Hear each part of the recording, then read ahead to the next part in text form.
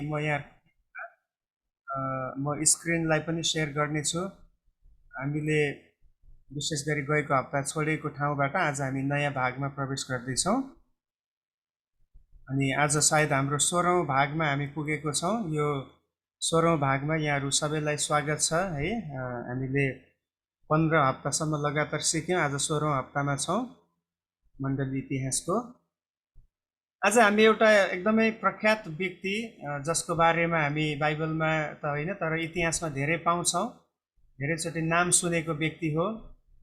Martin Luther भनेर हामीले धेरै नाम सुनेको व्यक्ति है। मार्टिन लुथरको बारेमा कतिचोटि सेकुलर पढाइमा पनि अब कलेजमा आउँदाखेरि अलिकति छोटो जानकारी दिएको छ कि रोमन क्याथोलिक यस्तो थियो अनि त्यहाँबाट यसरी मार्टिन लुथरले ल्यायो भन्ने कुराहरू छ। अनि हामी प्रोटेस्टेन्टहरूको लागि त एकदमै महत्त्वपूर्ण एउटा व्यक्ति हो मार्टिन लुथर, जसले एउटा सुधारवादी आन्दोलनलाई मण्डलीमा ल्याएको हामी पाउँछौँ। सो आजको केही समय हामी मार्टिन लुथरको बारेमा अलिकति विचार गर्नेछौँ। मार्टिन लुथरको जन्म सन् 1483मा जर्मनीको सैक्सोनी नामक स्थानमा भएको थियो। 1483मा उनी जन्मिएका थिए भनेपछि 15औं शताब्दीमा उनी जन्मिए। सैक्सोना भन्ने ठाउँ जो चाहिँ जर्मनको एउटा ठाउँ हो। उनका बुवा चाहिँ खानीको एउटा कामदार थिए। त्यो त्यहाँ एउटा उनले सानो बिजनेस पनि सुरु गरेको थियो। त्यो खानीको कमाईबाट उनी निकै धनी भएका थिए है। उनको परिवार बुवाको कारणले गर्दाखेरि यो परिवारको त्यो कामले व्यवसायले गर्दाखेरि निकै धनी अवस्थामा पुगेको थिए। अनि बुवाले जहिले पनि एउटा एक्सपेक्टेसन्स आफ्नो छोराको लागि मार्टिनको लागि के राखेको थियो भने उनी चाहन्थे कि उनको छोरा चाहिँ एउटा अधिवक्ता बनोस्। ऊ चाहिँ अधिवक्ता भन्नाले एउटा अब एडभोकेट होइन, वकिल बनोस्। अनि उसले मानिस अदालतमा गएर मुद्दाहरूको विषयमा लडोस् भन्ने उनको बुवाको इच्छा थियो। तर हामी देख्छौँ जसै अब मार्टिन लुथर कलेजमा गएपछि चाहिँ उनलाई अधिवक्ता भन्दा पनि हो त्यो पढाइ पनि उनले सुरुमा गरे, तर उनको बोलाउट चाहिँ फरक थियो। त्यसकारण उनी चाहिँ मण्डलीको सन्त बने अनि त्यसै गरी त्यो मण्डलीको एउटा पास्टर पनि उनी हुन् र सबैभन्दा ठुलो चाहिँ उनी बाइबलको एउटा राम्रो प्रोफेसर थिए, जसले बाइबललाई अध्ययन गरेर त्यो बाइबलको शिक्षा अनुसार मण्डलीलाई सुधार गर्नतिर उनी लागि परे। सो कतिचोटि बुवा आमाहरूको एक्सपेक्टेसन्स हुन्छ नानीहरूमा, म यो बनाउँछु, यो गर्छु अनि यसरी म चलाउँछु भन्ने हुन्छ। तर परमेश्वरको कतिचोटि फरक हुने गर्छ। परमेश्वरको बोलाउट नानीहरूको लागि फरक हुने गर्छ। त्यसकारण हामीले के बुझ्नुपर्छ भन्दाखेरि कतिचोटि हामीले हाम्रो नानीहरूको लागि दर्शन देख्ने भन्दा पनि हामीले उनीहरूलाई परमेश्वरको भयमा हुर्काउने हो, परमेश्वरलाई नजिकबाट चिन्नको लागि सहायता गर्ने हो। बाँकी उनीहरूले परमेश्वरबाट इन्काउन्टर भएर प्रभुको बोलाउट उनीहरूले पायो भने त्यो सबैभन्दा उत्तम हुन्छ अनि त्यो चाहिँ आशिषमय पनि हुन्छ है। कतिचोटि जबरजस्ती हामी यो बन भनेर हामीले उनीहरूलाई भन्ने गर्छौँ, तर परमेश्वरको योजना उनीहरूको लागि के छ भनेर कतिचोटि हामी क्रिस्चियन आमा बुवाहरूले पनि बुझ्नु खाँचो छ। अब मार्टिन लुथरको फ्यामिली, उनको बुवा पनि क्रिस्चियन हो, रोमन क्याथोलिक ब्याकग्राउन्डबाट हो। तर उनलाई पुरोहित बनाउने, पास्टर बनाउने या वचनमा प्रोफेसर बनाउने उनीहरूको बोलावट थिएन। तर परमेश्वरले त्योतिर लुथरलाई अगाडि बढाउँदै हुनुहुन्थ्यो, प्रेरणा दिँदै हुनुहुन्थ्यो है। यसरी हामी छोटो संक्षिप्त उनको परिचय देख्छौँ। नेक्स्ट स्लाइडमा हामी जानेछौँ। अब उनको प्रभाव है, उनको एउटा जुन इन्फ्लुएन्स छ, उनी चाहिँ घरको एउटा कडा अनुशासनमा हुर्किएका थिए। एकदमै राम्रो डिसिप्लिन थियो मार्टिन लुथरको घरमा। साथै स्कुल र मण्डलीमा समेत परमेश्वरबारे कठोर नियमहरू, विधि विधानहरूले उनलाई पिताको प्रेमको आभास नभई परमेश्वर एक कठोर न्याय गर्नेको रूपमा उनले चिने। यो एउटा अब कतिचोटि हामी हाम्रो नानीहरूलाई पनि डराउने गर्छौँ होइन, हाम्रो परमेश्वर एक दण्ड दिनुहुन्छ, पनिस गर्नुहुन्छ। वास्तवमा हो, अब गल्ती गऱ्यो भने परमेश्वरले पनिस गर्नुहुन्छ। अनि त्यो धेरैचोटि हामीले पनिस गर्नुहुन्छ, एकदमै कडा हुनुहुन्छ, एकदमै उहाँको अगाडि हामी एकदम भक्ति साथ आउनुपर्छ भनेर धेरैचोटि परमेश्वरको डर मात्रै हामी मानिसहरूको जीवनमा हाम्रो नानीहरूमा कतिचोटि हाल्ने गर्छौँ। सो मार्टिन लुथर हुर्किँदै गयो एकदमै एक किसिमले परमेश्वरलाई न्याय गर्ने परमेश्वर मात्रै हो भनेर उनले चिने है। उनले चाहिँ परमेश्वरलाई एउटा असल पिता हुनुहुन्छ जसले हामीलाई प्रेम गर्नुहुन्छ अनि हाम्रो निम्ति उहाँले आफ्नो एकलौटे पुत्र पठाउनु भयो जो हाम्रो निम्ति क्रुसमा मर्नु भयो भन्ने कुराहरू, त्यो पिताको प्रेमलाई नजिकबाट चाख्न उनले त्यो मौका पाएन। अब रोमन क्याथोलिक चर्चहरूको शिक्षा के हुन्थ्यो? त्यस्तो केही पिताको प्रेम त्यहाँ हुँदैन थियो। ख्रिस्टले क्रुसमा हामीलाई दिनुभएको अनुग्रहको कुरा सिकाइँदैन थियो। परमेश्वरलाई हामीले एकदम धर्म कर्म गरेर खुसी तुल्याउनु पर्छ, ठुलो ठुलो धनराशि दिएर परमेश्वरलाई प्रसन्न तुल्याउनु पर्छ इत्यादि कुराहरूले एकदम मानिसहरूको हृदयमा, मानिसहरूको मनमा चाहिँ परमेश्वरप्रति डर मण्डलीहरूमा हालिदिने गर्दथे है। अनि उनी त्यसरी हुर्किए। क्रिस्चियन जीवन चाहिँ ठुलो त्याग र मेहनतले मात्र सफल हुन सक्छ र उद्धार पाउनलाई हामीले धेरै असल कामहरू गर्नुपर्छ भनी सेवालाई बढी जोड दिनुपर्ने सिकाइयो। त्यो समयमा यसरी उनलाई टिच गरियो, यसरी सिकाइयो कि साधारण रीतिले जिएर हुँदैन, एकदमै हामीले धेरैभन्दा धेरै ठुलो काम गर्नुपर्छ अनि सेवालाई फोकस गर्नुपर्छ है। अनि एकदमै धर्म कर्म गर्नुपर्छ। अनि त्यही भएर त जुन मानिसहरूले के गर्ने गर्थे त्यो समयमा भन्दाखेरि उनीहरूले बिहाबारी नगर्ने, धन सम्पत्ति नकमाइकन समाजबाट आफूलाई अलग गर्ने, वैरागी भेष धारण गर्ने, यस्ता यस्ता कुराहरूबाट उनीहरूले आफूलाई एक किसिमले कडा मेहनत गरेर परमेश्वरको नजिकमा पुग्न सकिन्छ भन्ने त्यस्तो प्रकारको विकृति अथवा अबाइबलीय शिक्षाहरू चाहिँ त्यो समयमा सिकाइँदै थियो, जो मार्टिन लुथरले पनि त्यो कुरामा, त्यो शिक्षामा त्यसरी हुर्किँदै थिए। अनि 1497मा म्याग्डेबर्गमा 1 वर्षको गायन तालिम पनि उनले लिए। भनेपछि उनी एउटा राम्रो गाउने बजाउने व्यक्ति पनि थिए मार्टिन लुथर। राम्रो उनी एउटा सङ्गीतकार र राम्रो गायक थिए। उनले तालिम लिए है। अनि 1502मा, सन् 1502मा एयरफर्ट भन्ने विश्वविद्यालयबाट उनले बिए र 1505मा उनले एमए गरे है। उनले आफ्नो पढाइको जुन अब मास्टर छ उनले 1505मा सके। अनि कलेजमा उनी एक प्रख्यात सङ्गीतकार र साथै एउटा राम्रो दार्शनिक भनेर चिनिन्थे, जसले राम्रो राम्रो गीतहरू आविष्कार गर्ने, परमेश्वरको निम्ति भजन गीतहरू लेख्ने अनि त्यसलाई गाउने उनी गर्दथे र एउटा राम्रो दार्शनिकको रूपमा उनी चिनिन्थे। र उनको हरेक दिन आत्मिक नियमहरूको पालन सहित सुरु हुँदथ्यो। भनाइको अर्थ बिहान उठेपछि एकदम अनुशासित प्रार्थना गर्ने। अनि क्याथोलिकहरूको चर्चमा चाहिँ अलिकति के सिकाइन्छ भने यतिदेखि यति पढ्नै पर्छ एउटा व्यक्तिले बिहान उठेपछि भनेर बाइबल पढ्न सिकाइने। एकदमै नियमले बाँधिएको जीवन थियो मार्टिन लुथरको। अब यो सबै कुराबाट हामीले के बुझ्छौँ भन्दाखेरि हाम्रो राम्रो कर्मद्वारा हामी परमेश्वरलाई प्रसन्न तुल्याउन सक्छौँ, परमेश्वरलाई हामी महिमा दिन सक्छौँ भन्ने सोचमा यसरी उनी सिकाइए, हुर्काइए र अगाडि बढाइएको हामी पाउँदछौँ। अब नेक्स्टमा हेरौँ है त। अब उनी पनि वैरागी जीवनमा प्रवेश गरे। सुरुमा मार्टिन लुथर सन् 1505मा उनी केही कारणले गर्दाखेरि पक्राउ परे। अनि त्यो पक्राउ पर्दाखेरि अब जेलमा हुँदाखेरि हत्कडी लगाएर उनी जेलमा राखिँदाखेरि त्यो समयमा उनले एउटा प्रार्थना गरेको रहेछन् प्रभुसँग कि मलाई बचाउनुहोस् र म तपाईँको निम्ति म जीवनभरि साधु बन्नेछु भनेर उनले यसरी एक किसिमले भाकल गरे प्रभुलाई। अब है, उनले यस्तो सोचे कि मैले सायद मेरो जीवनमा केही लापरवाही भएकोले गर्दा, केही कमी घटी ममा भएकोले गर्दाखेरि सायद यस्तो भएको हुनुपर्छ, त्यस कारणले म परमेश्वरसँग भाकल गर्छु। यदि परमेश्वर मलाई तपाईँले यहाँबाट चाँडोभन्दा चाँडो सकुशल निकाल्नु भयो भने म चाहिँ तपाईँको निम्ति आफूलाई अलग ग्याउने छु। वैरागी जीवन भनेपछि हामीले पहिले सिकिसक्यो। वैरागी साधु बन्ने व्यक्ति के गर्नुपर्छ? उसले पैसा कमाउन पाउँदैन, उसले घरबार बनाउन पाउँदैन, उसले विवाहबारी गर्न पाउँदैन, अरू कुनै समाजमा उसले राम्रो नाम कमाउने काम गर्न पाउँदैन। यसरी एक किसिमले आफूलाई परित्यक्त गर्ने जीवन हो साधु जीवन। अनि उनले प्रभुलाई त्यसरी प्रार्थना गरे। अनि केही समयपछि उनी त्यो जेलबाट छुटे र उनले आफूले भने जस्तै त्यो भाकल पुरा गरे। उनले वैरागी जीवनलाई धारण गरे।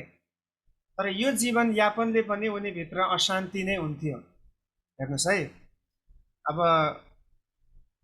उनको सोच थियो होला कि मैले एक किसिमले आफूलाई अलग गरेपछि चाहिँ परमेश्वर मसँग खुसी हुनुहुन्छ, म भित्र शान्ति आउँछ, मैले उहाँको प्रेमलाई अनुभव गर्न पाउँछु भन्ने सोच थियो होला। तर वैरागी जीवनमा आएपछि पनि शान्ति भएन। उनलाई मनमा अशान्ति भयो, मैले कसरी मुक्ति पाउने, मैले कसरी परमेश्वरको इच्छा अनुसार जिउनु पर्ने, परमेश्वरको बोलावट कसरी मैले थाहा पाउने, इत्यादि कुराले उनलाई जहिले पनि भित्रभित्र उनलाई एउटा बोझ हुने गर्दथ्यो। अनि यो जीवनयापनले पनि उनीभित्र अशान्ति हुन्थ्यो र उनले महसुस गरे कि पापबाट धर्मी बन्न मेरो प्रयासले हुँदैन, तर परमेश्वरबाट मात्रै यो सम्भव छ। हालेलुया। हेर्नुहोस्, उनले बाइबलले कुरा यहाँ सिके, मेरो प्रयासले म मेरो पापमाथि विजय हुन सक्दिनँ, न त म धर्मी ठहरिन सक्छु।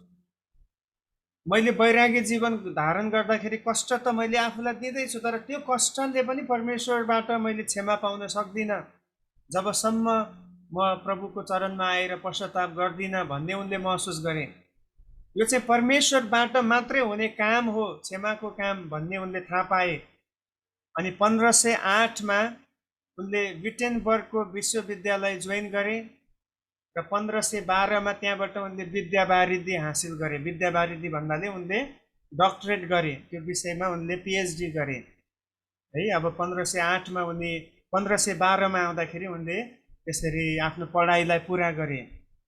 अनि पढाइलाई पुरा गर्दै जाँदाखेरि उनी परमेश्वरसँग पनि एउटा नजिकको बलियो सम्बन्ध उनी राख्न खोज्दथे, प्रयास गर्दथे र वचनलाई उनी एकदमै चाख लिएर पढ्ने गर्दथे। यो एउटा उनको खुबी थियो। अनि वचन पढ्दाखेरि उनले एउटा प्रश्न गर्ने गर्थे। यहाँनिर एउटा मैले यहाँ अलिकति हाइलाइट गरेको छु। वचन पढ्दा उनले के प्रश्न गर्थे भने, मैले कसरी करुणामय परमेश्वरलाई चिन्न सक्छु है। हरेकचोटि बाइबल पढ्दा उनले प्रश्न के गर्थे, म कसरी करुणामय परमेश्वरलाई चिन्न सक्छु त मेरो जीवनमा। अनि यो एकदमै जेन्युन प्रश्न हो। आज तपाईँले र मैले पनि हामी हाम्रो पर्सनल वचन अध्ययन गर्दाखेरि हामीले एउटा प्रश्न गर्नुपर्छ, यो खण्डमा मैले आज पढेको वचनमा परमेश्वर कसरी प्रकट हुनुभएको छ त, परमेश्वरले के कुरा यहाँबाट मलाई बताउँदै हुनुहुन्छ त आफ्नो बारेमा, त्यो हामीले प्रश्न गर्नु एकदमै खाँचो छ। एउटा उत्सुकताको साथमा एउटा खोज राखेर उनले अध्ययन गर्न सुरु गरे। अनि त्यसले उनलाई धेरै आत्मिक जीवनमा फाइदा पुर्यायो, धेरै उनलाई उन्नतितर्फ उनलाई डोर्यायो, आत्मिक रूपमा अगाडि बढ्नलाई सहायता पनि गर्यो है। उनले त्यो प्रश्न गर्ने गर्दथे। अनि उनले धेरै पुस्तकहरूको टिप्पणीहरू लेखे र पुरा बाइबललाई उत्पत्तिदेखि प्रकाशसम्मलाई मार्टिन लुथरले के गरे भन्दाखेरि जर्मनी भाषामा, आफ्नो भाषामा उनले अनुवाद पनि गरे। हेर्नुहोस्, पहिला ल्याटिन भाषामा थियो अनि बाइबललाई अनुवाद गर्नलाई अनुमति दिएको थिएन। तर मार्टिन लुथरले यस्तो हिम्मत राखे है, उनले एउटा साहस लिए कि म परमेश्वरको वचनलाई अरू भाषामा पनि म त्यसलाई अनुवाद गर्नेछु, ताकि अरू मान्छेहरूले पनि सजिलैसँग आफ्नो भाषामा बाइबलहरू पढ्न सकुन्। यसरी उनको जीवन प्रभुमा, उनको प्रभुले दिएको बोलावटतर्फ उनी अगाडि बढ्दै गए। नेक्स्टमा अझै हामी हेरौँ उनकै बारेमा। अब उनको मुख्य शिक्षाहरू, अब हेर्नुहोस् है, उनले बाइबल आफै अध्ययन गरेकोले गर्दाखेरि उनले थाहा पाए वास्तवमा बाइबलले हामीलाई के सिकाउँदैछ त। मार्टिन लुथरलाई अति नै घत लागेको पद चाहिँ रोमीको पत्र 1 अध्यायको 17 पद हो। हेर्नुहोस् त, रोमी 1 अध्यायको 17 पद चाहिँ उनको लागि एकदमै उनको लागि एउटा माइल खुट्टी नै भयो क्या। उनको जीवनलाई अगाडि बढ्नको लागि जुन उनले सुधारवादको आन्दोलनलाई अगाडि बढाए, त्यसको माइल खुट्टी नै यो साबित भयो। रोमी 1को 17 पद हामी पढिहालौँ है त। यहाँ के लेखिएको छ हेर्नुहोस् त, किनकि सुसमाचारमा परमेश्वरबाट आउने धार्मिकता प्रकट भएको छ, त्यो धार्मिकता जो चाहिँ सम्पूर्ण रूपले विश्वासद्वारा नै आउँछ र यस्तो लेखिएको छ, धर्मी चाहिँ विश्वासद्वारा नै जिउनेछ। आमेन। यही हो उनको लागि सबैभन्दा मुख्य उनको उनको मतलब एउटा बेस भनौँ है, यो आफ्नो मुभमेन्टलाई अगाडि बढाउनको निम्ति उनको मुख्य जग नै यो पद थियो, रोमी 1 अध्यायको 17 पद। धर्मी चाहिँ विश्वासद्वारा नै जिउनेछ। सो यो पदको आधारमा उनले आफ्नो सुधारवादी आन्दोलनलाई अगाडि बढाए। अनि उनका तीनवटा प्रमुख धारणाहरू छन्, यसलाई हामीले याद गरौँ। तीनवटा उनको धारणा के छ?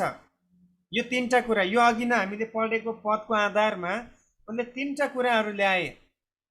यसैलाई उनले बेस बनाएर आफ्नो आन्दोलन अगाडि बढाएको हामी पाउँछौँ। पहिलो चाहिँ हामी देख्छौँ, पहिलो चाहिँ उनको धारणा के छ भन्दाखेरि सोला फिडे, यो चाहिँ ल्याटिन भाषामा छ। सोला फिडे भनेको चाहिँ विश्वास मात्रै है। क्रिस्चियन जीवनमा अरू केही पनि परमेश्वरले माग गर्नुभएको छैन, केवल विश्वास मात्रै माग्नुहुन्छ। अब त्यो बेलामा रोमन क्याथोलिक चर्चहरूले के कुरा सिकाउँदै थिए, त्यसको खिलाफमा आएर उनले भने कि हाम्रो कामले हामीले मुक्ति पाउँदैनौँ, हाम्रो धार्मिकताले हामीलाई परमेश्वरमा धर्मी तुल्याउँदैन भनेर उनले केवल विश्वास मात्रै चाहिन्छ। यो पद हामी पढौँ, 2 कोरिन्थी 5 अध्यायको 7 पदलाई हामी पढ्नेछौँ। किनकि हामी विश्वासद्वारा हिँड्छौँ, हामी विश्वासद्वारा हिँड्छौँ, देखिने कुराको आधारमा होइन। हेर्नुहोस्, पहिलो उनको कुरा यही हो है। अघि हामीले रोमी 1 को 17 पद पढ्यौँ, जहाँनिर भनिएको छ धर्मी चाहिँ विश्वासद्वारा जिउँछ। अब त्यसको आधारमा उनले यी पोइन्टहरू ल्याए। पहिलो चाहिँ हाम्रो जीवन चाहिँ विश्वासमा आधारित जीवन हुनुपर्छ, विश्वासमा चल्ने जीवन हुनुपर्छ। बाइबलले भन्छ धर्मी चाहिँ विश्वासद्वारा जिउँछ, देखिने कुराको आधारमा होइन है। मानिस चाहिँ विश्वासद्वारा मात्रै धर्मी ठहरिन्छ, कुनै असल कामहरूद्वारा होइन। यो समयमा मण्डलीहरूले कामबाट धर्मी ठहरिने शिक्षालाई जोड दिएका थिए। अनि मुक्ति पाउनलाई मानिसहरूले सबै थोक बेचेर वैरागी जीवन पनि यापन गर्ने गर्दथे। अब मुक्ति पाउनलाई वैरागी जीवन यापन गर्नु खाँचो छैन है। त्यो मुक्ति पाउनलाई हामीले त्यो जीवन जिएर मुक्ति पाउने होइन।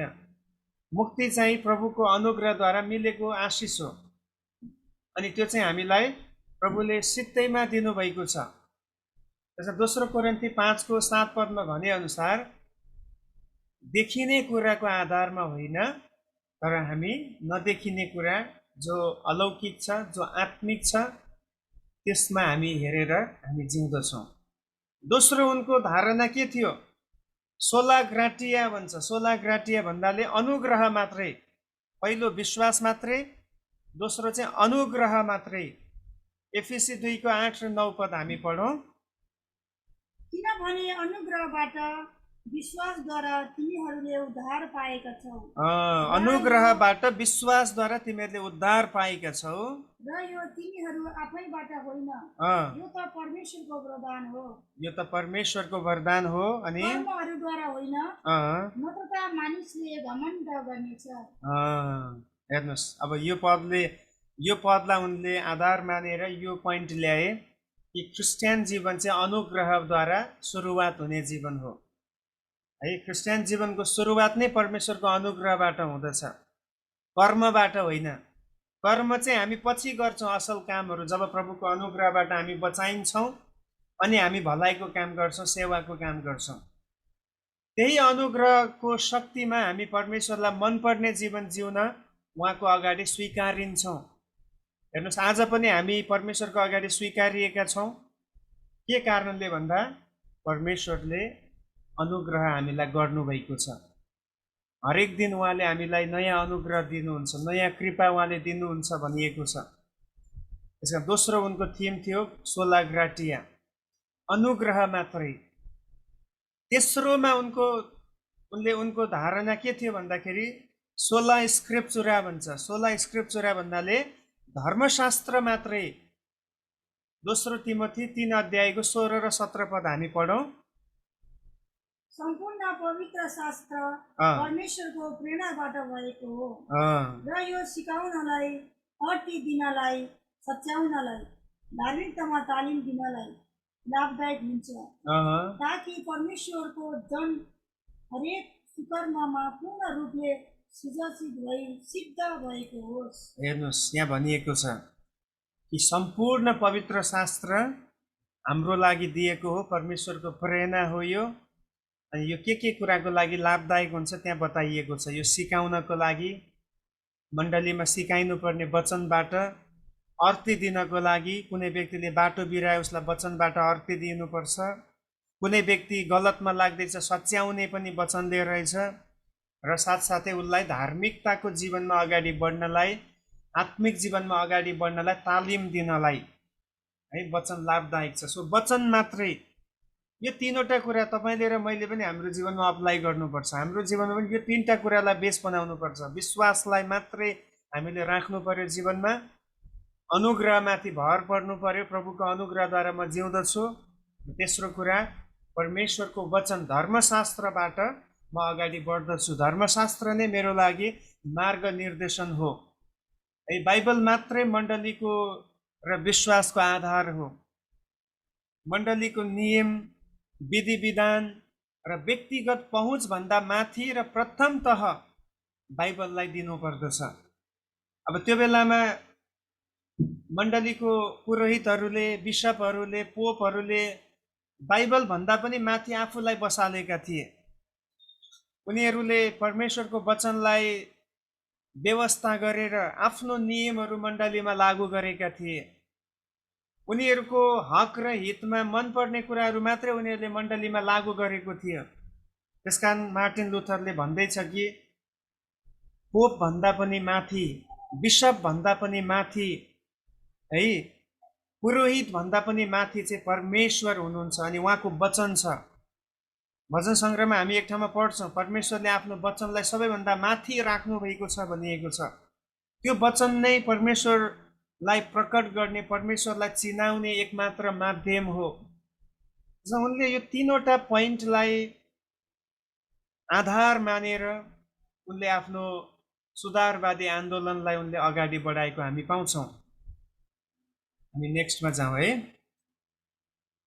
अब उनले के गरे भन्दाखेरि, जब उनले यो वचनहरू पढे, उनले 95वटा बुँदाहरू, मण्डली सुधार गर्नको निम्ति चाहिने 95 बुँदाहरू, एउटा स्याम्पल यहाँ तपाईँले देख्नुहुन्छ त्यो बेलामा ल्याटिन भाषामा लेखिएको। त्यो 95 बुँदाहरू उनले एउटा ठुलो चार्ट पेपरमा उनले लेखे कि यो कुरा वचनको आधारमा गलत छ, यो कुराहरू सच्याइनुपर्छ भनेर 95वटा पोइन्टहरू बनाएर उनले ल्याए। अनि त्यो के गरे उनले भन्दाखेरि 31 अक्टोबर 1517मा, हेर्नुहोस् है, अब आन्दोलन सुरु भएको चाहिँ यही हो। 1517मा, 31 अक्टोबर 1517मा सुधारवादी आन्दोलनको सुरुवात भयो। अनि मार्टिन लुथरले, उनको मण्डली थियो विटेनबर्ग भन्ने मण्डली, अथवा त्यो बेलाको सबैभन्दा ठुलो मण्डली, त्यो भवनको भित्तामा यो 95वटा बुँदा लगेर टाँसे, हेर्नुहोस् है। अनि त्यसको एक प्रति उनले, एक प्रति चाहिँ त्यो समयमा जुन आर्च बिशप थिए, पोप भन्दा मुनि बिशप हुन्छ, त्यो मेन आर्च बिशप, त्यो आर्च बिशप अल्बर्ट भन्नेलाई उनले पठाए। एउटा चाहिँ उनले चर्चको भित्तामा त्यो टाँसिदिए, अनि एउटा चाहिँ बिशपलाई, आर्च बिशपलाई पठाइदिए। र साथै मण्डलीका सबै विश्वासी जनहरूलाई यो बुँदाहरू पढ्न आह्वान गरे। तपाईँहरू आफै यसलाई पढ्नुहोस् अनि विचार गर्नुहोस्, किन वचनले यो भनेको छ, मुक्ति पाउने विषयमा वचनले यो भनेको छ, पश्चाताप गर्ने विषयमा वचनले यो भनेको छ, परमेश्वरलाई मनपर्ने जीवन जिउने विषयमा वचनले यो भनेको छ भनेर उनले 95वटा बुँदा बनाएर यसरी मानिसहरूलाई पनि यो कुराहरू पढ्नको लागि उनले आह्वान गरे। अनि उनको मुख्य अवधारणा नै के थियो भन्दाखेरि साँचो पश्चाताप हुनुपर्छ है, देखावटी होइन, वर्षको एकपटक होइन। अब त्यो बेलामा रोमन क्याथोलिकहरूले के गर्थे, गुड फ्राइडेको दिनमा पश्चाताप गर्थे। अब गुड फ्राइडेमा मात्रै पश्चाताप गरेर पुग्छ त? उनले भन्दैछन् कि हाम्रो जीवन चाहिँ पश्चातापको योग्य जीवन, पश्चातापको सुहाउँदो फल फलाउने जीवन हुनुपर्छ। यही नै उनको कन्सर्न थियो। पश्चाताप चाहिँ भित्री मनको परिवर्तन हो, जो चाहिँ कार्यमा देखिन्छ, बाहिरी रूपमा मात्र होइन, र यो परमेश्वरको अनुग्रहबाट सित्तैमा प्राप्त हुँदछ। यो पोपको पत्रको खरिदारीमा होइन भनेर उनले त्यसलाई नै उनले त्यो मुद्दालाई बाहिर निकाले। किन गएको हप्ता हामीले सिक्दै थियौँ होइन, कसरी त्यहाँनिर चिट्ठा बिक्री हुँदै थियो। जति महँगो पैसा तिरेर चिट्ठा किन्यो त्यति उनीहरूको पाप क्षमा हुने कुराहरू थिए। अनि अब यहाँनिर मार्टिन लुथरले भन्दैछ कि पोपले बेचेको पत्र खरिदारीमा पाप क्षमा हुँदैन, यो चाहिँ बाहिरी रूपमा हुने कुरा पनि होइन, यो चाहिँ भित्र परिवर्तन भएर देखिने कुरा हो भनेर उनले यहाँनिर बताउँदैछन्। पुरा जर्मनीमा यसको समर्थन भयो। जब मार्टिन लुथरले यो आवाज निकाले, यो 95वटा बुँदाहरू उनले लगेर मण्डलीमा टाँसिदिए, मानिसहरूलाई पढ्न लगाए। त्यसपछि उनको विचारहरूलाई सबैले साथ दिए। ओहो, वास्तवमा हामी त ठगिएका रहेछौँ, हामी मण्डलीमा जाँदा पनि हामीमाथि त धेरै अन्याय भएको रहेछ भनेर त्यहाँनिर उनलाई मानिसहरूको आँखा खोल्ने काम गर्यो। र केही धर्मशास्त्री र पोपहरूबाट ठुलो खण्डन पनि भयो। अब केही व्यक्तिहरूले चाहिँ विरोध पनि गर्न थाले होइन, कि यो एउटा भर्खरको व्यक्तिले आएर यसरी हामीलाई च्यालेन्ज गर्ने अनि मण्डलीको विरोधमा बोल्ने भनेर यसरी उनलाई त्यहाँनिर निकै त्यहाँ खण्डन पनि गरिएको छ। अनि यो चाहिँ हुन्छ जब राम्रो काम गरिन्छ, जब परमेश्वरको वचन अनुसरण गर्नको लागि प्रयत्न गरिन्छ, सबैभन्दा पहिला विरोध नै आउने गर्छ है, आफ्नै सर्कलबाट विरोध हुने गर्छ। अनि मार्टिन लुथरलाई पनि त्यहाँ विरोध भयो। धेरै मान्छेहरूले चाहिँ विश्वासीहरूले समर्थन गरे। मार्टिन लुथरले निकालेको यो अभियानमा साथ दिने उनीहरूले एउटा निष्कर्ष पनि दिए। तर जो मेन पोपहरू छन् अनि बिसपहरू छन्, यिनीहरूले चाहिँ अब विरोध गर्न थाले र मार्टिनका विचारहरू बदल्नको निम्ति उनलाई फकाएर हुन्छ कि धम्काएर हुन्छ कि उनलाई त्यो बुँदाहरू मेटिदिनको निम्ति पनि अनुरोध गरे। तर उनले अब फकाएर पनि उनले मानेनन्, धम्काउँदा पनि मानेनन्। अन्तिममा के गरे भन्दाखेरि मार्टिन लुथरलाई त्यो चर्चबाट नै निष्कासन गरिदिए कि अबदेखि त यो चर्चमा आउन पाउँदैनस्, किनभने तैँले बिसपको विरुद्धमा कुरा गर्दैछस्, तैँले पोपको विरोधमा आएर काम गर्दैछस्, त मण्डलीबाट निष्कासित गरिएको छस् भनेर भने। र त्यति मात्र होइन, उनका सबै लेखहरू जलाइदिए र उनलाई जेल सजाय गर्ने निर्णय हुँदाखेरि मार्टिन लुथर त्यहाँबाट भागेर अन्त कतै गएर लुकेर बसे। अनि काहीँ उनी अब आफ्नो ठाउँमा जहाँ उनी गएर त्यहाँ सुरक्षित ठाउँमा बसे, त्यहाँ पनि उनले आफ्नो अभियानलाई जारी नै राखे। उनको अभियान के छ? सबै मानिसहरूले वचन पढ्न पाउनुपर्छ र त्यो वचन पढेर उनीहरूले परमेश्वरको कुराहरू बुझ्न पाउनुपर्छ, उनीहरूले आफ्नो फेथ, आफ्नो विश्वासलाई एक्सर्साइज गर्न पाउनुपर्छ भन्ने उनको कन्सर्न थियो। उनको अभियान त्यही थियो है। अनि तर ऊमाथि धेरै खण्डनहरू भयो, टर्चरहरू भयो, मार्ने समेत धम्की दियो। त्यसपछि उनी कुनै ठाउँमा लुकेर उनले बसेर काम गरे। उनले ख्रिस्टको निम्ति आफ्नो साहस छोडेनन्। यो एकदम मुख्य कुरा हो है। अब प्रभुको निम्ति जब हामी केही गर्छु भनेर प्रभुले हामीलाई बोलाउनु भएको छ अनि हामी समर्पित भएका छौँ, सबभन्दा ठुलो कुरो प्रभुले हामीमा साहस खोज्नुहुन्छ। किनभने हामीलाई डराउने, हामीलाई चाहिँ कमजोर बनाउने धेरै कुराहरू आउँछन्, तर प्रभुले भन्नुहुन्छ नडराऊ। यहोशूको पुस्तकमा हामी पाउँछौँ होइन, यहोशू 1:8 नडरा, निरुत्साहित नहो। त्यहाँनिर यहोशूलाई प्रभुले उत्साह दिनुहुन्छ, अगाडि बढ, म तेरो साथमा छु। अनि यो साहस भन्ने कुरा हरेक क्रिस्चियनलाई चाहिन्छ, किन कतै न कतै तपाईँको विश्वासको विरोधमा धेरै कुराहरू आइपर्नेछन्। तपाईँले कतिचोटि निर्णयहरू लिनुपर्ने हुन्छ। अनि त्यो बेलामा तपाईँभित्र साहस भएन, म ख्रिस्टको निम्ति जिउँछु, म ख्रिस्टको निम्ति दुःख भोग्न पनि तयार छु भन्ने समर्पणता भएन भने फेरि तपाईँ सम्झौता गर्नतिर पुग्नुहुन्छ। मार्टिन लुथरले सम्झौता गरेन, किन उनलाई थाहा छ मैले जे कदम मैले चाल्दैछु त्यो वचन अनुरूप छ। उनको कदम के थियो? 3वटा थियो। हामीले हेऱ्यौँ, हामीले वचनलाई मात्रै ध्यान दिनुपर्छ, हामीले प्रभुको अनुग्रहमाथि मात्रै भरोसा गर्नुपर्छ, हामीले विश्वासलाई मात्रै कायम राख्नुपर्छ। यो 3टा कुरा उनको अभियान थियो। अनि त्यो कुरा वचन अनुरूप भएकोले गर्दाखेरि उनले हार मानेनन्, न त उनी निरुत्साहित भए, बरु अझै उनले धेरै लेखहरू लेखे जसले मानिसहरूलाई सजग गराएर उनको अभियानमा साथ दिए। यसरी 31 अक्टोबर 1517 उनले सुधारवादी आन्दोलन उनले औपचारिक रूपमा सुरु गरे। अब नेक्स्टमा हेरौँ है त। अब उता ठुला मण्डलीहरूले चाहिँ मार्टिनका कुराहरूलाई कुनै स्थान नदिने र मण्डली पोप र बिशपको नियममा नै अघि बढ्ने फैसला सुनाए। हेर्नुहोस् है, यतातिर के निर्णय भयो भने यो मार्टिनले भन्दै गर्छ हामी किन डराउने, हामी त पहिलेदेखि नै हाम्रो सिद्धान्तमा अडिग छौँ, त्यस कारण हामी कहिले पनि मार्टिनले भनेको कुरा हामी गर्ने छैनौँ भनेर ठुल्ठुलो मण्डलीहरूले त्यो निर्णय गरे। पहिला जसरी मण्डली चल्दै आउँदै थियो हामी पोपकै अधीनमा बस्छौँ, बिशपकै अधीनमा बस्छौँ भनेर फैसला सुनाइयो है। अनि उनको विरोध पनि त्यहाँ भयो। अनि त्यो विरोध भइसकेपछि अब त्यहाँ दुईटा समूह भयो। एउटा चाहिँ मार्टिन लुथरले ल्याएको कुरालाई समर्थन गर्ने समूह भयो, अनि अर्को चाहिँ उनको शिक्षालाई खण्डन गरेर जुन पहिलाको परम्परा थियो त्यही अनुसार चल्ने समूह भयो। यही दुई समूहलाई नै रोमन क्याथोलिक र प्रोटेस्टेन्ट भनिन्छ। पहिलेको परम्परागत रूपमा चल्ने मण्डलीहरू रोमन क्याथोलिक समूह भए, उनीहरूले सुधारलाई स्वीकार गरेनन्। तर मार्टिन लुथरले ल्याएको अभियानलाई समर्थन गरेर चल्नेहरू चाहिँ प्रोटेस्टेन्टहरू भए। प्रोटेस्ट भन्ने शब्दको अर्थ हुन्छ विरोध गर्नु है। कुनै गलत कुरा, कुनै नन बिब्लिकल कुराहरू जब हुन्छन् त्यसलाई खण्डन गर्नु भन्ने अर्थ आउँछ प्रोटेस्ट भनेको।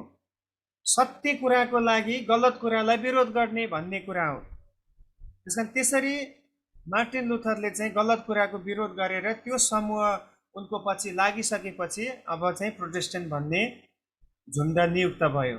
सो अब तपाईँले बुझ्नुभयो, योभन्दा पहिला प्रोटेस्टेन्ट रोमन क्याथोलिक भन्ने थिएन, तर यो समयदेखि अब छुट्टिँदैछ। रोमन क्याथोलिक चाहिँ फेरि पोपकै अधीनमा बसेर, बिशपकै अधीनमा बसेर बिशपले जे कुरा भन्छ त्यो कुरा पालन गर्ने, बाइबलसँग केही सरोकार छैन उनीहरूलाई। तर यतापट्टि अर्को झुन्डले चाहिँ बाइबलले के भन्छ हामी त्यो पालना गर्ने भनेर छुट्टिएको समूह। अनि यो चाहिँ Germany, Denmark, Norway, Sweden, Finland आदि देशहरूमा प्रोटेस्टेन्ट झुन्ड बढेर गयो। यी देशहरूमा एकदमै मार्टिन लुथरको समर्थकहरू बढेर गए र खास गरी जर्मनी पछि सबैभन्दा बढी सुधारवादको प्रभाव चाहिँ स्विजरल्यान्डमा आयो र सम्पूर्ण रीतिले प्रोटेस्टेन्ट अभियानको लहर त्यहाँ छायो। हेर्नुहोस्, छोटो समयमा यसरी ठुलो झुन्ड, ठुलो एउटा दल खडा भएको छ प्रभुको निम्ति है। अब हामी चाहिँ हाम्रो विश्वासलाई अलग रीतिले हामी प्रयोगमा ल्याउनेछौँ, हामी परमेश्वरले भनेअनुसार हामी जिउनेछौँ भनेर उनीहरू लागि परेको हामी देख्दछौँ।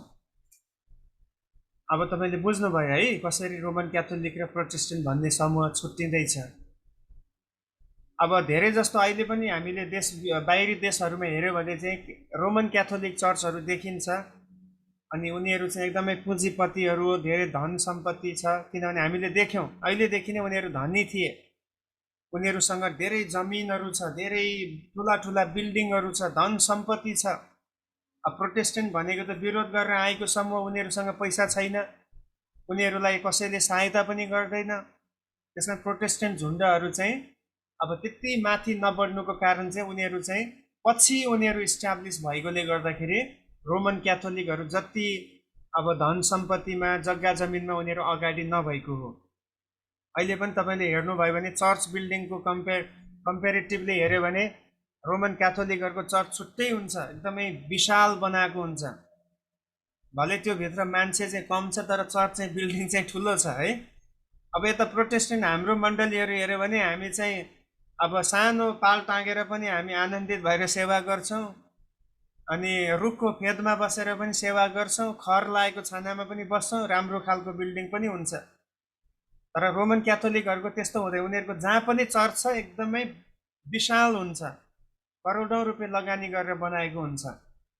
अब यहीँनिर हजरतगञ्जमा एउटा चर्च छ, क्याथोड्रल चर्च भन्ने, हेर्नुहोस् कति ठुलो छ है। मान्छेहरूले अनि संसारको मान्छेलाई चाहिँ चर्च भनेपछि त्यहीतिर उनीहरूको माइन्ड जान्छ, रोमन क्याथोलिक चर्च नै उनीहरूको लागि चर्च हो। उनीहरूले विदेशतिर जाँदा पनि त्यही देखेको हुन्छ। अनि किताबहरूमा पनि अब सेकुलर किताबहरूमा पनि रोमन क्याथोलिक विश्वासको बारेमा बताइएको हुन्छ। अनि उनीहरूले चाहिँ त्यसलाई नै आफ्नो दिमागमा पिक्चराइज गरेर राखेको हुन्छ। यता बाइबलले सिकाएको जस्तो मण्डली हामी आफै मण्डली हौँ भन्ने कुरा यिनीहरूले बुझ्दैन।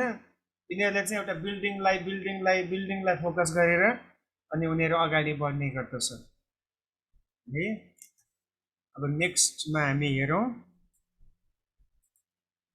अब मार्टिन लुथर पछि प्रोटेस्टेन्ट अभियानलाई अगाडि बढाउने के अरू पनि महान हस्तीहरू छन्।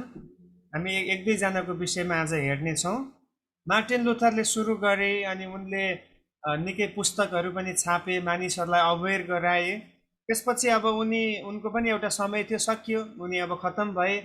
त्यसपछि यो प्रोटेस्टेन्ट अभियानलाई अगाडि बढाउने केही व्यक्तिहरू छन्। एउटा चाहिँ अल्ड्रिच ज्विङ्गली भन्ने व्यक्ति थिए।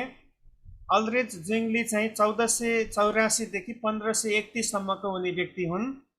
अनि उनले चाहिँ मार्टिन लुथरको अभियानलाई कसरी अगाडि बढाए त हेर्नुहोस् त। अल्ड्रिच ज्विङ्गली सन् 1484 मा एक आत्मिक वातावरणमा जन्मेका व्यक्ति थिए। अनि त्यस्तै वातावरणमा उनी हुर्के पनि सानैदेखि पढाइ र सङ्गतिमा उनी जोड दिने कारण सबैले उनलाई सम्मान गर्दथे। अल्ड्रिचलाई सबैले आदर गर्थे किनभने उनी अत्यन्तै डिसिप्लिन लाइफ जिउँथे। अनि परमेश्वरको सेवाप्रति उनी भित्र एउटा भय थियो। राम्रो पढाइ गरेको एउटा शिक्षित व्यक्तिलाई सबैले आदर गर्छन् है। उनले मानववादमा उच्च शिक्षा हासिल गरे र समाजको निम्ति ठुलो योगदान पुर्याए। अनि सन् 1518 मा जुरिचको मण्डलीमा पास्टरको सेवा पनि गरे अल्ड्रिचले। र बाइबल नै सर्वोच्च अधिकार भएको सिद्ध पुस्तक हो जसको अनुसरण मण्डलीले गर्नुपर्छ भने उनले वचनलाई मान्यता दिए। अब जुन कुरा मार्टिन लुथरले सुरुवात गरेको थियो त्यो कुरालाई अहिले अल्ड्रिचले पनि त्यसलाई नै समर्थन गरेर त्यही कुराको आधारमा उनी अगाडि बढ्दैछन् र सेवकाई गर्दैछन्। उनले यो भनेनन् कि म मण्डलीको पुरोहित हुँ, मैले भनेको कुरा अनुसार नै मण्डली चल्नुपर्छ। तर उनले भने मण्डलीमा वचनलाई प्रमुख मान्यता दिनुपर्छ किनभने परमेश्वरको वचन नै सर्वोच्च अधिकार भएको सिद्ध पुस्तक हो भनेर उनले यसरी यहाँनिर वचनलाई उनले फोकस गरेको, मान्यता दिएको हामी पाउँछौँ। र मण्डलीभित्रका परम्परागत कुरीतिहरूलाई उनले जरैदेखि हटाए र एक शुद्ध मण्डली स्थापना गरे। हेर्नुहोस् है, गलत कुराहरू जुन मण्डलीमा उनी सेवा गर्थे त्योभन्दा अगाडिका अब पास्टरहरूले धेरै गलत कुराहरू त्यहाँ ल्याएका थिए। त्यो कुराहरूलाई यिनले सफा गरे, यिनले शुद्धिकरण गरे मण्डलीलाई। अनि एउटा राम्रो मण्डली, एउटा पर्फेक्ट मण्डली यिनले स्थापना गरे। उनले पनि लुथरले जस्तै तरिकामा 67वटा 67 बुँदाहरू बनाएर मानिसहरूलाई बुझाए र गलत कुराको विरोध गरे। अघि मार्टिन लुथरले 95वटा बुँदाहरू बनाए तर उनले 67वटा बुँदाहरू बनाए। यो कुराहरू हामीले मण्डलीमा सुधार ल्याउनुपर्छ, यस्ता कुराहरूमा हाम्रो मण्डली गलत दिशातिर जाँदैछ, यो कुराहरूमा हामीले वचनलाई फलो गर्नुपर्छ भनेर उनले 67वटा बुँदाहरू उनले त्यहाँ ल्याएको हामी पाउँछौँ। र साथै उनले पनि के गरे भन्दाखेरि बाइबललाई उल्था गरे र साथै अरू प्रसिद्ध पुस्तकहरू लेखेर मण्डलीलाई ठुलो योगदान अल्ड्रिचले पुर्याएको हामी पाउँछौँ। मुख्य कुरा यिनीहरूले राम्रो के गर्दैछन् भने बाइबललाई अरू मानिसहरूले पनि बुझ्न सक्ने भाषाहरूमा उनले अनुवाद गर्दैछन्। अनि यो ठुलो एउटा आशिष हो, एउटा ठुलो उपलब्धि हो। र अन्तमा सन् 1531 मा चर्को विरोध भयो उनको। र त्यो विरोधको कारणले गर्दाखेरि उनी सताउटमा उनले आफ्नो जीवन गुमाउँछन्। हेर्नुहोस् त, सताउट त्यो बेलामा पनि छ। अब यो बेलामा सताउनेहरू भनेको बाहिरको अविश्वासीहरू थिएनन्। यो बेलामा सताउनेहरू चाहिँ विश्वासीहरू नै थिए, ठुला ठुला पदमा भएकाहरू थिए। उनीहरूको नियमभन्दा विपरीत कोही चल्यो भने उसलाई सताइन्थ्यो, उसलाई जेलमा सजाय दिइन्थ्यो र कतिलाई मारिन्थ्यो पनि। अनि अब हामी आफै विचार गरौँ, यसरी मण्डली अगाडि बढ्दाखेरि त्यहाँ कसरी परमेश्वरको महिमा हुन सक्छ है। मान्छेहरू यति धेरै क्रूर भएको छ, यति हठी भएको छ, उनीहरूले वचनको कुरालाई स्वीकारै गर्न नसक्ने, सुन्नै नसक्ने अवस्थामा पुगिसकेको छन्। अनि अल्ड्रिच ज्विङ्गलीले यसरी मार्टिन लुथरले सुरुवात गरेको कुरालाई उनले मान्यता दिएर उनले पनि त्यसलाई अगाडि बढ्नमा मद्दत गरेको हामी पाउँछौँ। नेक्स्टमा अर्को एउटा व्यक्ति छन्, जोन क्याल्भिन है। जोन क्याल्भिन एकदमै फेमस व्यक्ति हो, मार्टिन लुथर पछि एकदम फेमस व्यक्तिको रूपमा उनलाई हामी मान्छौँ। उनी एउटा ठुलो थियोलोजिन पनि हुन्। उनको थियोलोजी, उनको जति पनि आज धर्मशास्त्रीय शिक्षाहरू छ, आज पनि बाइबल कलेजहरूमा क्याल्भिनियजम भन्छ, क्याल्भिनवादको शिक्षा भनेर सिकाइन्छ। जोन क्याल्भिन, उनको समयकाल चाहिँ 1509 देखि 1564 सम्म थियो है। 16औं शताब्दीको उनी व्यक्ति थिए। जोन क्याल्भिनले सानै उमेरमा आफ्नो आमालाई गुमाएका छन् र बुवाको त्यति वास्ता उनले आफ्नो जीवनमा पाएनन्। अब आमा गुमिसकेपछि बुवा काममा व्यस्त, अनि बुवाले उनलाई चाहिँ एउटा प्रसिद्ध कलेजमा पढ्नको निम्ति त्यही होस्टेलमा राखिदिएको हुन्छन्, जहाँबाट उनले शिक्षा प्राप्त गर्छन्। अनि अघि हामीले अल्ड्रिच ज्विङ्गलीको बारेमा हेऱ्यौँ। ज्विङ्गलीको मृत्यु पश्चात क्याल्भिनले नै उनको अभियानलाई सार्थकता दिए। जुन अल्ड्रिचले जुन कुराहरू सुरु गरेको थियो, अब उनको त त्यहाँ मृत्यु भयो, उनको समयपछि अब जोन क्याल्भिनले उनलाई, उनका कुराहरूलाई सार्थकता दिएर अगाडि बढाउँदैछन्। उनी पनि मण्डलीको प्रख्यात सुधारक र ईश्वर शास्त्री कहलिए र मण्डलीको एउटा पुरोहित पनि उनी भए है। उनी पनि एउटा पास्टर थिए मण्डलीको पहिलो, र साथसाथै मण्डलीमा सुधार ल्याउने एउटा व्यक्ति पनि उनी थिए। क्याल्भिनले मण्डलीको बारेमा धेरै लेखहरू लेखेर योगदान पुर्याए र क्याथोलिक मण्डलीको तौर तरिकाहरूको विरोध गर्दा उनी जेल समेत जानु पर्यो। अब उनलाई पनि जेलमा हालियो। अब उनले जसै गलत कुराहरूको विरोध गरे, तुरुन्तै उनी माथि पनि आक्रमण भयो। उनी एक स्वतन्त्र ईश्वर शास्त्री बने, जसले आफ्नो मेहनतमा ईश्वर शास्त्री विद्यार्थीहरू जोहरू परमेश्वरको वचन सिक्छन्, वचन पढ्छन्, तिनीहरूको लागि थुप्रै उनले पुस्तकहरू लेखे। अनि जो चाहिँ आजको इभान्जेलिकल मण्डलीहरूको निम्ति आधार मानिन्थ्यो है। आज पनि जति पनि हाम्रो समूहहरू, हामी इभान्जेलिकल समूहमा पर्छौँ, सुसमाचारलाई विश्वास गर्नेहरू, उनको जुन उनले लेखेको त्यो डक्ट्रिनहरू छ, हामी त्यसलाई आज पनि सिक्ने गर्छौँ। कतिवटा हामीले गएको वर्षमा क्रिस्चियन सिद्धान्त सिक्यौँ। धेरैवटा सिद्धान्तहरू यस्ता हस्तीहरूले लेखेकाहरू हो है, परमेश्वरको बारेमा, येशू ख्रिस्टको बारेमा, पवित्र आत्माको बारेमा, मण्डलीको बारेमा, मुक्तिको विषयमा, भविष्यको विषयमा इत्यादि विषयहरूमा यिनीहरूले ईश्वर शास्त्रीय कुराहरू लेखेको हामी पाउँछौँ। अनि उनले जेनेभा भन्ने सहरमा एउटा स्कुल पनि सुरु गरे, जो पछि गएर ठुलो विश्वविद्यालयमा परिणत भयो। हेर्नुहोस् त, एउटा सानो स्कुल उनले सुरु गरे जहाँ धेरै मान्छेहरूलाई शिक्षा दिन उनले उपयुक्त ठाने। त्यही स्कुल चाहिँ पछि गएर ठुलो एउटा युनिभर्सिटी, एउटा विश्वविद्यालय बन्न पुगेछ।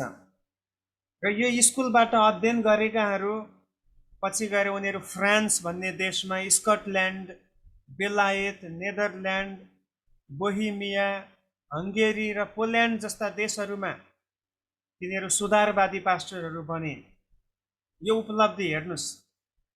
अब एउटा स्कुल जहाँ उनले पहिले थोरै व्यक्तिहरूलाई पढाउँथे, थोरै व्यक्तिहरूलाई शिक्षा दिन्थे, थोरै व्यक्तिहरूको लागि त्यहाँनिर त्यो ठाउँ उनले उपलब्ध गराएका थिए। पछि गएर त्यो विशाल बन्छ। अब यो चाहिँ युनिभर्सिटी बनेको छ। अनि यहाँ यति धेरै, यहाँबाट धेरै पास्टरहरू निर्माण भए, धेरै प्रभुका दासहरू त्यहाँबाट निक्लिए वचन पढेर, जोहरूले आफ्नो आफ्नो देशमा गएर सुधारवादी सेवाहरू उनीहरूले गरे। भनेको त जुन मार्टिन लुथरले ल्याएको नियम छ त्यो अनुसार उनीहरूले मण्डलीलाई चलाए। अब यी देशहरूमा अलरेडी क्याथोलिक चर्चहरू बढेर गएको थिए, तर यो ठाउँमा अध्ययन गरेर गएकाहरूले एउटा च्यालेन्ज लिए। कि हामी चाहिँ त्यसरी चल्दैनौँ जसरी मण्डली चल्दै आउँदै थियो। अब हामी केही फरक गर्नेछौँ। अब हामी परमेश्वरको वचनलाई मान्यता दिएर पवित्र आत्माको अगुवाईलाई खोजेर हामी मण्डलीलाई अगाडि बढाउँछौँ भनेर यसरी मण्डली सुधारवादमा अगाडि बढेको, यी देशहरूमा बढेको हामी पाउँछौँ। उनले यति धेरै पुस्तकहरू लेखे, यो विशेष गरी जोन क्याल्भिनले, अनि त्यो उनले लेखेका सबै पुस्तकहरू एउटा व्यक्तिले आफ्नो जीवनभरि सायदै पढ्न सक्छ भनेको त पढ्न सम्भवै छैन। त्यति धेरै पुस्तकहरू, वचनसँग आधारित पुस्तकहरू चाहिँ है जोन क्याल्भिनले लेखेको हामी पाउँदछौँ। ठुला ठुला पुस्तकहरू छ, कमेन्ट्रिजहरू छ, अनि त्योबाट धेरै मानिसहरूले परमेश्वरको वचनलाई गहिरिएर बुझ्न पाएका छन्। अनि उनी पनि लुथरकै विचारहरूमा सहमत हुँदै उनले सिकाउन थाले। अब जोन क्याल्भिन एउटा एकदम प्रख्यात व्यक्ति हुन् 16औं शताब्दीको, तर उनको केही सिद्धान्तहरू चाहिँ अहिले हामीहरूले त्यति त्यसलाई फलो गर्दैनौँ। जस्तै उदाहरणको लागि उनको एउटा सिद्धान्त छ, जोन क्याल्भिनले के सिकाउँछन् भने एउटा व्यक्तिले मुक्ति पाइसकेपछि अब त्यो मुक्ति कदापि गुम्दैन, त्यसले मुक्ति गुमाउँदैन भनेर एउटा सिद्धान्त उनले ल्याए है। अनि त्यो कुरा चाहिँ अब हामीहरू मान्दैनौँ, किन भन्दाखेरि बाइबलमा सयौं घटनाहरू हामी देख्छौँ प्रभुलाई चिनेर पनि ब्याकस्लाइड भएकाहरू नष्ट भएर गएको छन्, नरक गएका छन्। उनको फोकस चाहिँ के भन्दाखेरि मुक्ति चाहिँ मानिसले चुन्ने कुरा होइन, यो चाहिँ परमेश्वरले दिने कुरा हो। अनि परमेश्वरले दिने कुरा परमेश्वरले एकचोटि दिइसकेपछि अब त्यो फेरि गुम्दैन, त्यो चाहिँ रहिरहन्छ। त्यसको लागि पनि बाइबलबाटै केही पदहरू उनले कोट गरेको छन्। त्यसकारण त मैले सधैँ भन्ने गर्छु, बाइबललाई जसरी पनि प्रचार गर्दाखेरि सही बनाउन सक्छ मान्छेले है। आफ्नो दिमाग लगाएपछि वचन जता पनि घुम्न सक्छ। तर हामीहरूले चाहिँ हामी जोन क्याल्भिनले ल्याएको यो थ्योरीलाई हामी मान्दैनौँ। अब अर्को एउटा समूह छ फेरि आर्मेनियजम भन्छ। क्याल्भिनियजमले चाहिँ के भन्छ भन्दाखेरि मुक्ति गुम्दैन, अन्तिममा परमेश्वरले उसलाई फेरि पश्चाताप गर्ने मौका दिएर फर्काउनुहुन्छ भन्ने छ। तर अर्को एउटा आर्मेन भन्ने व्यक्ति थियो, उसको समूह, उसको आर्मेनियजमले सिकाउने कुरा चाहिँ के भने मुक्ति चाहिँ गुम्न पनि सक्छ यदि हामी होसियार भएनौँ भने। अनि हामी चाहिँ त्यो कुरालाई फलो गर्छौँ। परमेश्वरले हामीलाई मुक्ति दिनुभएको छ, हामी त्यसलाई बडो जोगाएर, त्यसलाई सजाएर, त्यसलाई एकदमै वास्ता गरेर त्यो अनुसार आफ्नो जीवनलाई हामीले जिउनुपर्छ भनेर हामी त्यसलाई फोकस गर्छौँ। अब जोन क्याल्भिनको अरू धेरै कुराहरू ठिक छ, सही छ, अनि उनले पनि बाइबलबाटै त्यो कुराहरूलाई कोट गरेको छ। तर अब हामीले समग्र रूपमा जब बाइबललाई अध्ययन गर्छौँ, बाइबलको प्रकाशनलाई बुझ्छौँ, एउटा व्यक्ति यदि लापरवाही भयो भने, एउटा व्यक्तिले यदि आफ्नो विश्वासलाई उनले चाहिँ गम्भीर रूपमा लिएन भने उनी कतै कतै पछि गएर लड्न पनि सक्छ भन्ने कुरा हामी बाइबलमा देख्छौँ। उदाहरणको लागि यहुदा इस्करियोत मुक्ति पाएको व्यक्ति थियो, तर उनले अन्त्यमा सुसाइड गरेर उनी खतम भए। अब हामी कुनै पनि एङ्गलबाट यो देख्न सक्दैनौँ कि यहुदा इस्करियोत पछि स्वर्गमा भेटिन्छन् भनेर, किनभने उनले सुसाइड गरेको छ हैन। अरू त्यस्ता धेरै व्यक्तिहरू छन्। राजा साउल पुरानो नियममा, अब राजा साउललाई परमेश्वरको आत्माले नै छोडिदिनु भयो भनेर हामी त्यहाँ पाउँछौँ। हामी कुनै एङ्गलबाट यो देख्दैनौँ कि उनी पछि स्वर्गमा भेटिएलान्, किनभने उनीहरूले पश्चाताप गरेको रेकर्डै छैन। अब क्याल्भिनिजमको सिद्धान्त चाहिँ यही हो कि उनीहरू अन्तमा चाहिँ स्वर्गमा भेटिन्छन् भन्ने कुरा उनले बताएको छ है। सो जोन क्याल्भिनले यसरी सुधारवादलाई चाहिँ उनले निकै अगाडि बढाएको हामी देख्दछौँ।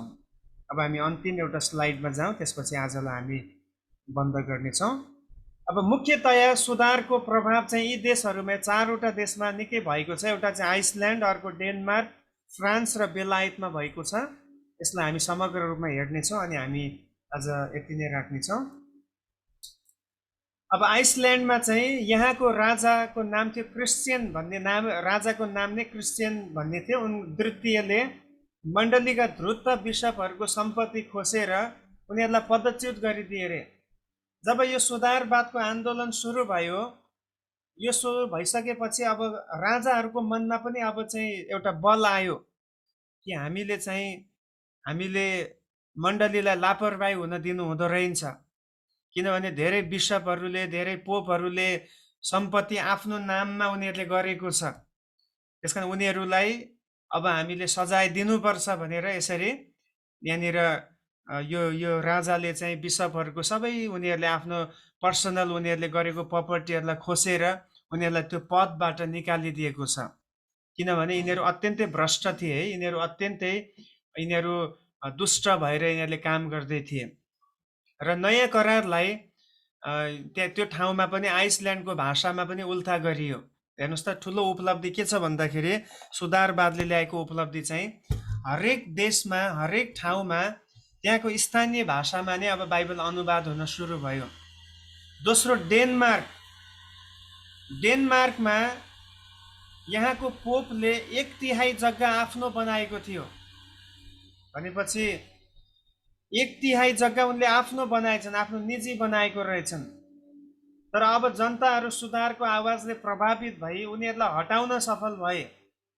जस्तै यहाँ केही नामहरू छ, पावल हेलगेसन, मार्टिन रेनहार्ड, फ्रेडरिक द्वितीय जस्ता व्यक्तिहरूले लुथरको सुधारलाई, मार्टिन लुथरले जुन सुधारको कुरा ल्याएको थियो त्यसलाई यो व्यक्तिहरूले पनि अगाडि बढाए र यो पोपहरूको सम्पत्तिहरू जफत गर्ने कामहरू गरे।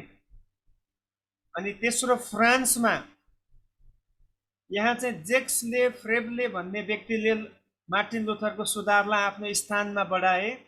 उनले फ्रेन्च भाषामा नयाँ करारलाई उल्था पनि गरे है। अब फ्रेन्च भाषामा पनि बाइबल छापियो र धेरै बाइबल टिप्पणीहरू लेखी मानिसहरूलाई वचन बुझ्नमा सहज गराए। साथै विलियम विक्रोनेट, विलियम ब्युट र विलियम फारेल जस्ता महान व्यक्तिहरूले यो आन्दोलनलाई समर्थन गरेर अगाडि बढाए। जुन कुराहरू जर्मनीमा सुरु भएको थियो अनि जसलाई अब अल्ड्रिच र जन क्याल्भिन जस्ता व्यक्तिहरूले यहाँसम्म ल्याएका थिए, अब यी व्यक्तिहरू पनि खडा भए जसले अब हाम्रो देशमा पनि यो आन्दोलन ल्याउनुपर्छ, हाम्रो देशमा पनि मण्डलीलाई सुधार गर्नुपर्छ भनेर उनीहरू लागि परे। अनि फ्रान्समा पनि ठुलो त्यहाँ सुधार आएको हामी पाउँछौँ। 1534 रोमन क्याथोलिक मण्डलीले यसको विरोध जनाएर विपक्षीको चर्को विरोध गर्दा त्यहाँ चाहिँ सतावट पनि भएको छ है। यहाँनिर एक किसिमले सतावटको माहौल पनि भएको थियो। किनभने अब यतापट्टि प्रोटेस्टेन्ट झुन्डले चाहिँ हामी गलत कुरालाई सहँदैनौँ, हामी चाहिँ बाइबललाई नै समर्थन गरेर अगाडि बढ्छौँ भनेर यिनीहरू लागि परे। उतापट्टि रोमन क्याथोलिकले भन्छ तिमीहरू कहाँ त्यसरी लाग्न मिल्छ, पहिलेदेखिको चर्च त यो हो, यो चर्चको नियम अनुसार तिमीहरू जान्नुपर्छ, तिमीहरूले आफ्नो अनुसरण गर्न पाउँदैनौ भनेर त्यहाँ एकदमै चर्को विरोध र त्यहाँ लडाइँ पनि हुन पुग्दछ। र 1562 आइपुग्दा यो एकदमै ठुलो महायुद्ध पनि बन्यो त्यो ठाउँमा, फ्रान्समा, र त्यसले मण्डलीलाई निकै क्षति पनि पुर्यायो। अब मण्डली लड्न थालिसकेपछि संसारमा त्यहाँबाट कस्तो मेसेज जाने, त्यहाँबाट कस्तो सन्देश जाने है, त्यहाँबाट त नराम्रो नै सन्देश जाने गर्छ। अनि एकदमै गवाईहरू बिग्रिने कामहरू भएको हामी देख्छौँ। किनभने अब यता पहिलेदेखिको मण्डलीले यता अर्को मण्डलीलाई विरोध गर्दैछ, अनि प्रोटेस्टेन्ट झुन्डले फेरि भन्छ हामी त वचनअनुसार चल्छौँ भनेर त्यहाँ निकै ठुलो एउटा महायुद्ध नै बन्न पुगेको हामी पाउँछौँ फ्रान्समा। अनि अन्तिममा बेलायत है, यो देशमा लुथरको आन्दोलनलाई राजपरिवारबाट नै समर्थन गरी अगाडि बढाए। बेलायत देशमा चाहिँ त्यहाँको राजघरानाले नै अब यो मार्टिन लुथरले सुरु गरेको कुरा चाहिँ ठिक हो, हामी यसमा लाग्नुपर्छ भनेर राजकीय घरानाबाट नै यसको समर्थन भएको अनि अगाडि बढेको हामी पाउँदछौँ।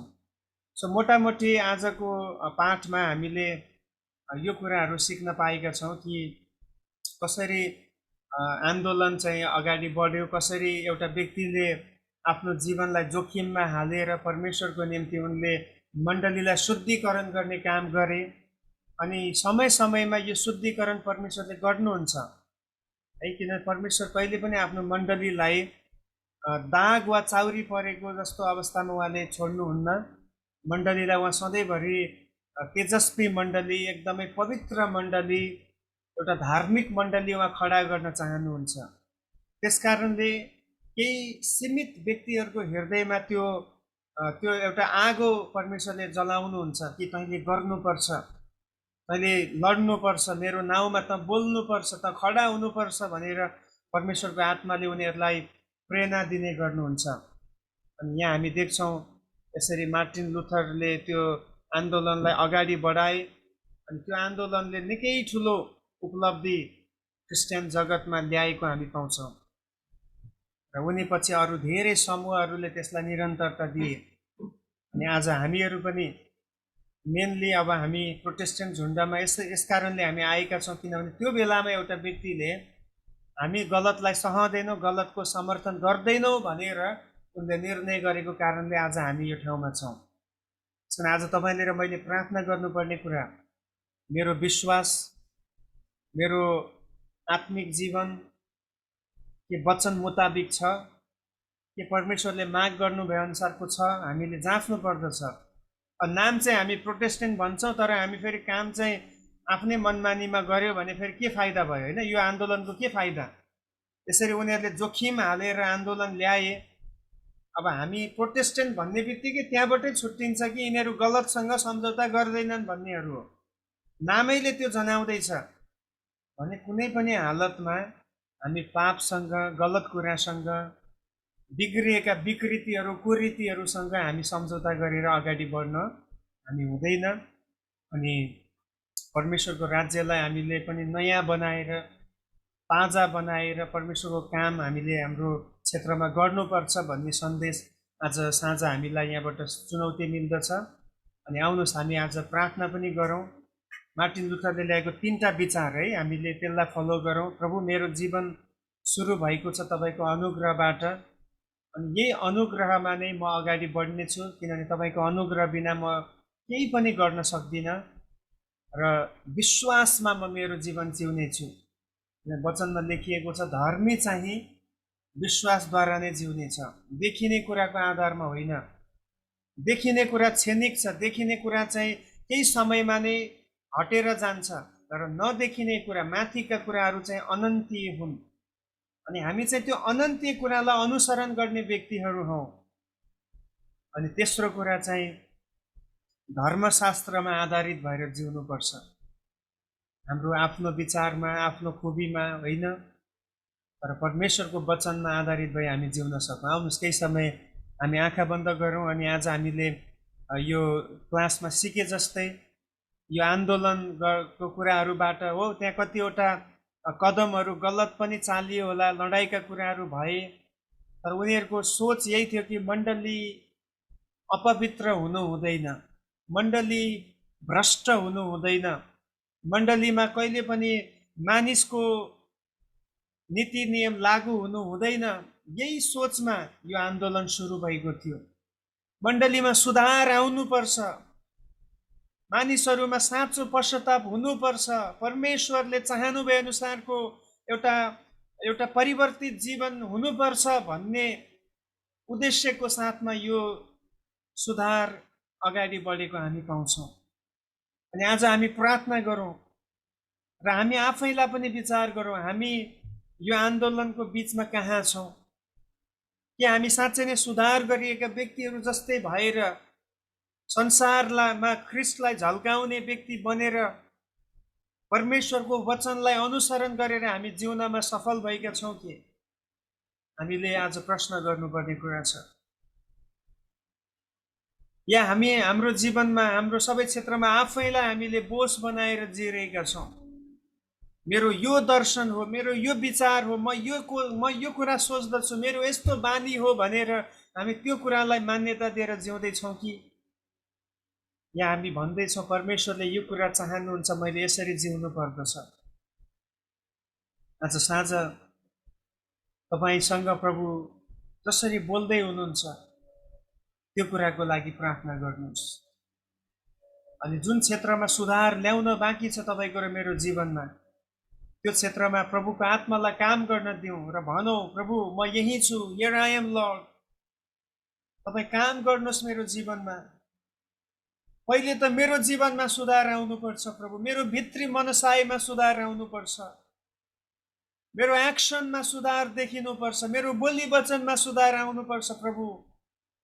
अनि म ताकि अरूलाई गएर सुधार्न सकौँ, ताकि म अरूलाई गएर बदल्न सकौँ, अरूलाई म शिक्षा दिन सकौँ। हामी प्रार्थना गरौँ। पहिले मार्टिन लुथर आफै तयार भए, वचनहरूद्वारा सुसज्जित भए अनि उनले त्यो कदमलाई अगाडि बढाए।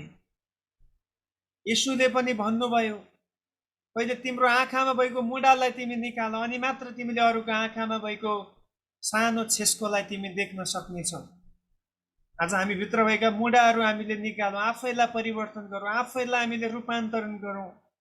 सुधार हामी भित्र आउन खाँचो छ पहिले, अनि त्यसपछि हामी अरूको जीवनलाई बदल्न सक्नेछौँ। त्यसपछि हामी इतिहास बनाउन सफल हुनेछौँ।